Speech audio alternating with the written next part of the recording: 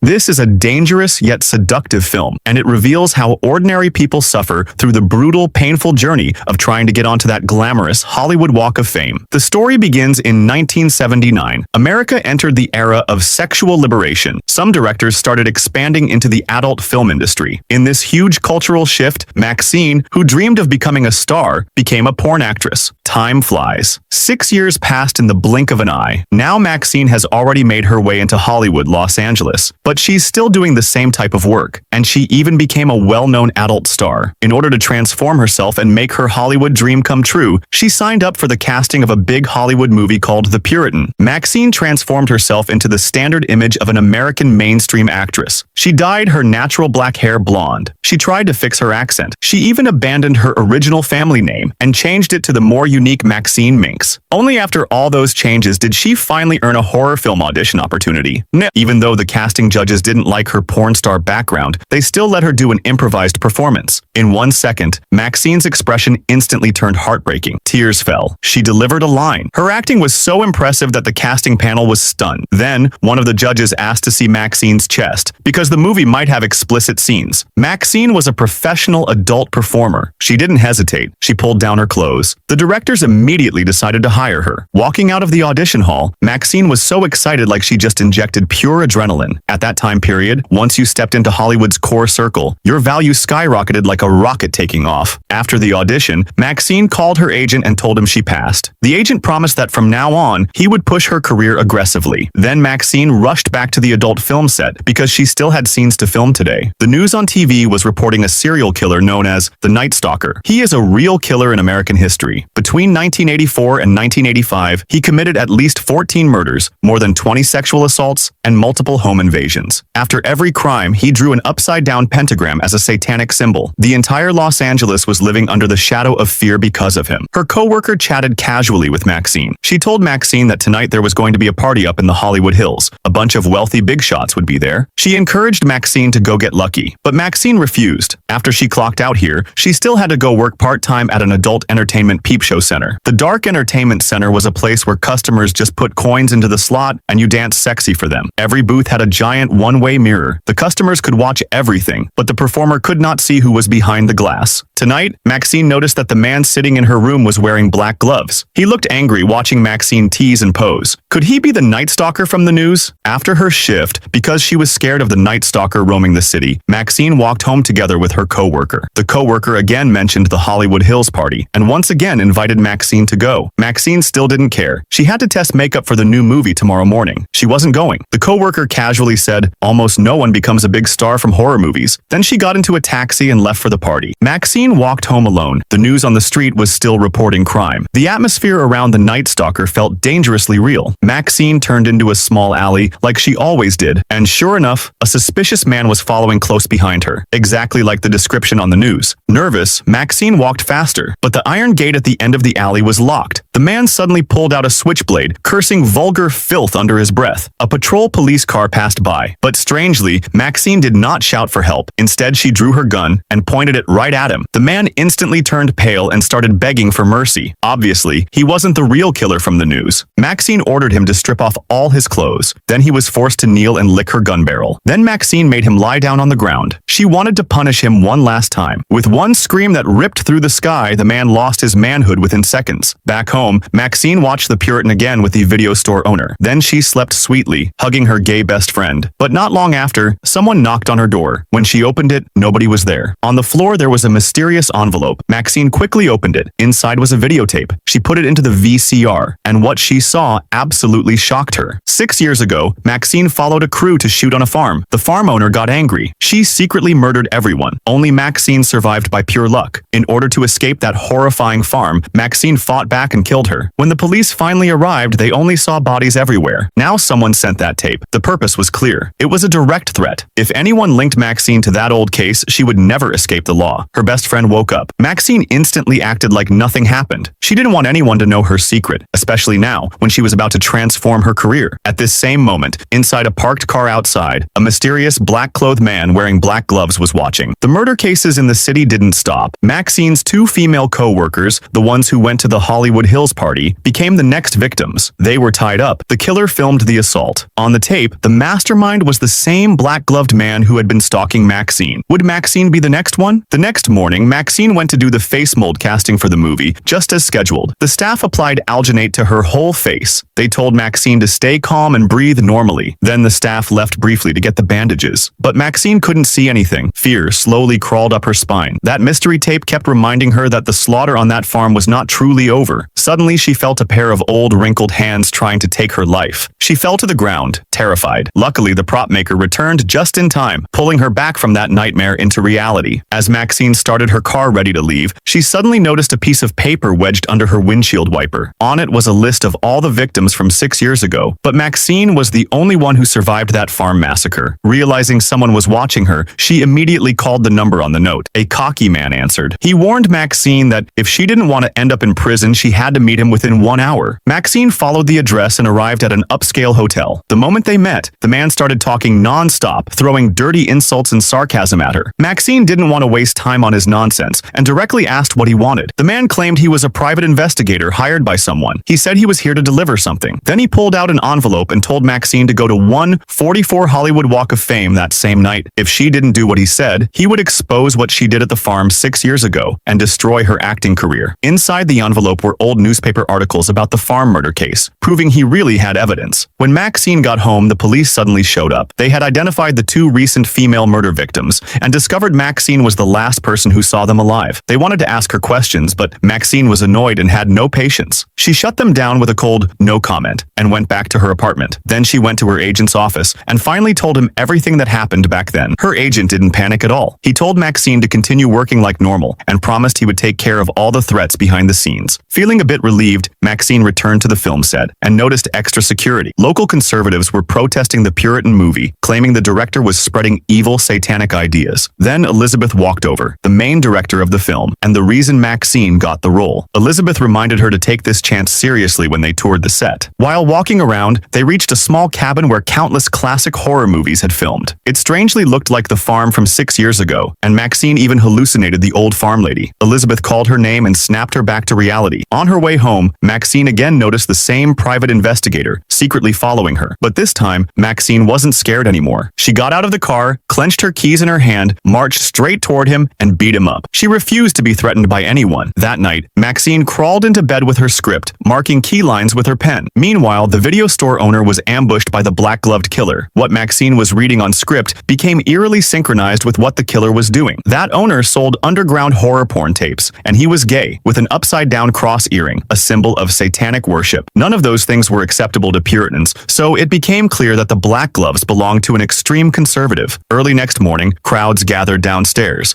When Maxine rushed down, she froze. The victim was her best friend. Maxine tried to get close to him, but was stopped in time. Detectives brought Maxine to the station. They said this murder method matched the previous case, meaning it was the same killer. And since all 3 victims were close to Maxine, they might be connected somehow. Worried her own secret would be exposed, Maxine refused to cooperate again. A female detective chased after her, begging for clues, but Maxine turned her down again. Back on set, Maxine was late, and the director was furious. She warned Maxine this was the first and last time, or she would be kicked out permanently. After filming, another actress named Liz reminded Maxine that she needed to follow the director's orders if she wanted endless job offers. Maxine took that advice seriously and felt slightly relieved. Then Liz mentioned she was invited to a party tonight at a mansion on the Hollywood Hills. Maxine instantly froze, because the man who threatened her had also mentioned the same place. Maybe there was a secret hidden there. Maxine walked away, her mind uneasy. Then suddenly she spotted the detective again. He didn't plan to give up, even showing her his gun. Maxine ran away immediately. She didn't want trouble on the street. When she got home, Maxine changed into sexy clothes, put on heavy makeup, and went to a bar on purpose so the detective would see her. She then led him toward the back alley. Maxine's agent had already arranged everything. His men knocked the detective unconscious